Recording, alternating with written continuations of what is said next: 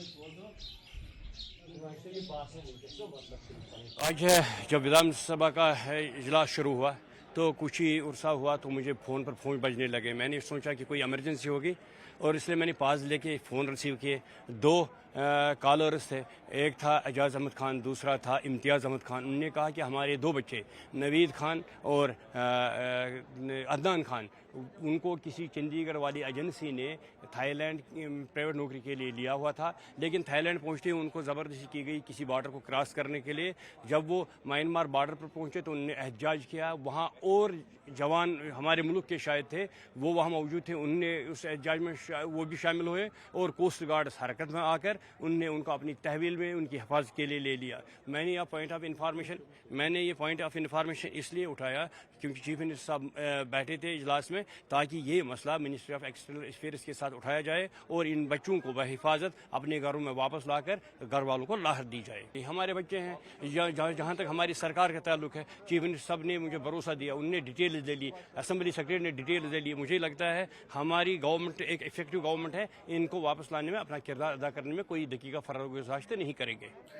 जम्मू कश्मीर की असेंबली में कल अनंतनाग ईस्ट के मेंबर असेंबली एडवोकेट रियाज अहमद खान ने जो है ऐवान में सवाल उठाया कि गोपालपुरा इलाके से ताल्लुक रखने वाले दो नौजवान जो हैं वो कहीं बाहर मुल्क में नौकरी करने के लिए गए, तो ऐसे में उनका जो है अभी जो अता पता है वो नहीं मिल रहा है और ऐसे में जो फैमिलीज हैं वो काफी परेशान हैं और उनको ट्रेस आउट किया गया है। हालांकि ट्रेस आउट करने के बाद जो है उनसे बात भी की है फैमिलीज ने, लेकिन मेंबर असेंबली का कहना है कि जो एक्सटर्नल अफेयर्स मिनिस्ट्री है वो इसमें मुदाखलत करे और जल्द से जल्द उनकी बाज़ाबादकारी को यकीनी बनाए। और इस हवाले से हम पहुंचे हैं गोपालपुरा अनंतनाग इलाके में और यहाँ जो फैमिलीज हैं उनसे बात करेंगे कि इनके बच्चे जो हैं जो बाहर थाईलैंड में काम करने के लिए गए थे, तो अभी क्या स्टेटस है, क्या वाकई तौर पे इनकी बात हुई है। हमारे साथ इम्तियाज अहमद और एजाज अहमद मौजूद हैं जो नवीद और अदनान के जो हैं वालिदैन हैं, इनसे बात करेंगे। पहले हम बात करेंगे ये जो एजाज अहमद हैं इनसे बात करेंगे। एजाज साहब, ये बताइए कि आप ने जो कल इतला दी अनंतनाग ईस्ट के मेंबर असेंबली एडवोकेट रियाज अहमद खान को कि आपके बच्चे जो हैं कहीं बाहर थाईलैंड या दूसरे मुल्क में जो हैं वो काम करने के लिए गए थे, अभी क्या स्टेटस है उनका और किस गर्ज से आपने ये जो है हाईलाइट किया ये इशू? अस्सलाम वालेकुम। वजह यह है कि जो हमारे बच्चे हैं हमने इनको बहुत पढ़ाया लिखा है यहाँ पे, इस वास्ते कि जब माँ बाप छोटा होता है, यंग होता है, तो बच्चों को पढ़ाता है। जब पढ़ाता है, पढ़ाते पढ़ाते करोड़ 10 लाख 15 लाख गुजर जाते हैं बच्चों को पढ़ाई के लिए, फिर क्या काम करता है तो माँ बाप भी बूढ़ा हो जाता है तब तक। अब ये सहारा बनता है बच्चा माँ बाप के लिए। जब ये सहारा बनता है माँ बाप तब तक बूढ़ा हो जाता है।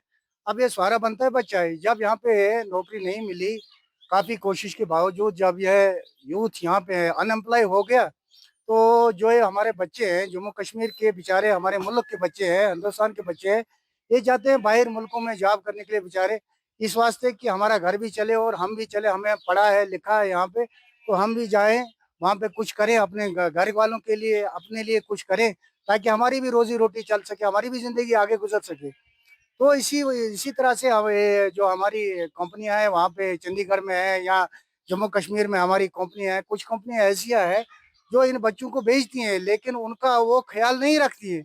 अगर ये बेचती हैं तो वो अच्छी तरीके से भेजना चाहिए, उनको उन जगहों पर भेजना चाहिए ताकि वो बेचारे बच्चे सेफ रहे वहाँ पर। बाकी मुल्कों में जाएं, वहाँ पे अच्छे तरीके से रहें, घर वालों का भी ख्याल रखें, अपना भी ख्याल रखें। और ये कंपनियां जो है ये फ्रॉड भी है, ये कंपनियां काफी फ्रॉड भी है। इस तरह से बच्चों को बेचती है और पैसे लेती हैं उनसे, लाख 1.5 लाख 1,20,000 रुपया लेती है। तो फिर माँ बाप को बेचारों को परेशानी होती है, बच्चों को परेशानी होती है। इसी तरह जो हमारे बच्चे थे वो चले गए थे बजरिए कंपनी, चंडीगढ़ की कंपनी कौन सी है पता नहीं, मुझे कोई पता नहीं है, उनकी वजह से चले गए थे। हमने पैसे भी खर्चे आए थे, हम गरीब बंदे हैं। तो जब ये बच्चे चले गए वहां पर, तो इन्होंने बोला कि थाईलैंड गए हैं? जी जी, थाईलैंड गए हैं। तो इन्होंने बोला कि हमारे 8 घंटे काम है वहाँ पे, 6 घंटे 7 घंटे। लेकिन जब वो वहां पर चले गए तो 1 महीना गुजर गया, तो इन्होंने हमारे साथ कांटेक्ट किया, बोला कि हाँ 16 घंटे 18 घंटे लेते हैं काम, तो हम मर जाते हैं, यहाँ पर बहुत मुश्किल हो जाता है। तो जो वो कंपनियों वाले थे उन्होंने यरगल माल बनाया था इनको, यरगल माल बना के रखा था कि बाजार में जाने नहीं देते थे इनको, बाकी चीजों पर नहीं जाने देते थे, उन्हीं को उधर ही पकड़ कर रखा था। 18-18 घंटे 20-20 घंटे काम लेते थे, अगर 1 घंटा छूट जाता था तो उनको जुर्माना करते थे, सैलरी कटिंग हो जाती थी, किसी महीने सैलरी नहीं देते थे। जब ये बेचारे तंग हुए, 22 मुल्कों 24 मुल्कों के बच्चे हैं वहाँ पे, कम से कम 20,000 बच्चे हैं वहाँ पे, जो हमारे हिंदुस्तान है उसके कम से कम 2800 है। जम्मू कश्मीर के कितने बच्चे होंगे मुझे पता नहीं है। फिलहाल जो रियाज साहब ने, हम उसके बहुत ही आभारी और शुक्रगुजार हैं कि कल उन्होंने असेंबली में ये बात उठाई, हमने उनकी नोटिस में लाया कि हमारे बच्चे हैं वो बड़े बड़े इस वक्त थाईलैंड में उनको रेस्क्यू किया गया है, वहाँ के भी हम आभारी हैं, उस मुल्क के भी, ताकि उन्होंने इन बच्चों को वहां से रेस्क्यू किया है और एक जगह जमा कर रखा है।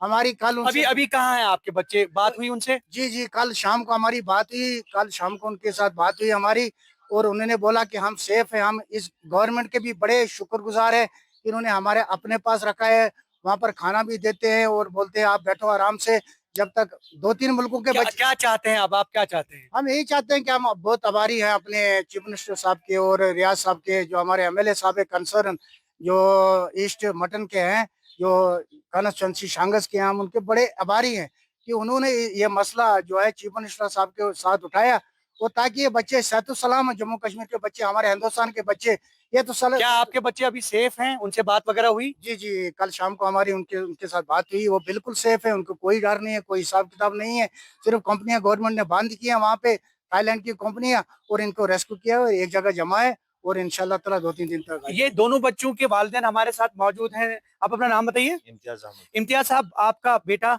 उसका नाम क्या है? अदनान खान। अदनान कब से गया वहां थाईलैंड, और अभी क्या स्टेटस है? जैसा कि मेंबर असेंबली ईस्ट जो एडवोकेट रियाज अहमद खान, कल उन्होंने बाज़ाब्ता जो है सेशन के दौरान ये सवाल उठाया असेंबली में, क्या कहना चाहेंगे? तुम शुक्रगुजार, जबरदस्त शुक्रगुजार तुम वात असेंबली मं चीफ मिनिस्टर सब कर तम कत पे स्टेट पे इलाक बच्चे ओर तिज कह पाई पता वह कोर रात तमो तोड़ फोन मे तह हमसाय बिहत दोक ठीक सेफ तुम करो कहें तो वह वातो तुम सन एमएलए सबन तुम शुक्रगुजार तम वातो चीफ मिनिस्टर तेल क्या गए तुम परेशान ज्यादा?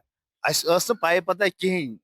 अच्छा, तुहद अता पता 15 दह हेत कहें पाई पता तुहद तमी मूजब गए रियाज सबस नश तो तम वातो यह मसल तो वह तम गवर्नमेंटन पानस अंडर रट तम गवर्नमेंट शुक्रगुजार तमो वो असी नश कंपनी कर बंद सारे ये तो तुम बरो फिक्र कह प्रेथ कुछ मुल्क सोजान तो यम सोजो करो कागज वागज चेक ये सोजो वारकार तुम बरो फिक्र कहें बाकी आपने देखा ये जो नवीद और अदनान के वालिदैन हैं, इनका ये कहना है कि इनके बच्चे जो हैं वो अभी थाईलैंड में या आसपास के किसी इलाके में जो है सेफ हैं। वहाँ काफी ममालिक के बच्चे जो हैं जो काम करने की गर्ज से वहां पे गए थे वो भी सेफ है। अलबत्ता इन्होंने शुक्रिया अदा किया अनंतनाग ईस्ट के मेंबर असेंबली एडवोकेट रियाज अहमद खान का, सरकार का शुक्रिया अदा किया कि सरकार ने कहीं ना कहीं जो है ऐवान में इनकी बात रखी, इनके बच्चों की बात रखी, और यकीनी तौर पे ये उम्मीद जाहिर कर रहे हैं कि जल्द से जल्द इनके बच्चे जो हैं वो घर लौट आएंगे सही सलामत। और इनका ये कहना है कि बच्चे जो हैं वो काम करने की गर्ज से जो है दूसरे मुल्क में गए थे, लेकिन अब ये है अलमिया की, ये काफी जो है वो चिंतित हैं। लेकिन ऐसे में सरकार या फिर जो मेंबर असेंबली है उन्होंने आवाज उठाई ऐवान में, और ये उनका जो है शुक्रिया अदा कर रहे हैं, और यकीनी तौर पे अब उम्मीद भी जाहिर कर रहे हैं कि वो जल्द से जल्द अपने घर लौट आएंगे। जहूर रिजवी, न्यूज़ 18 नेटवर्क, गोपालपुरा, अनंतनाग।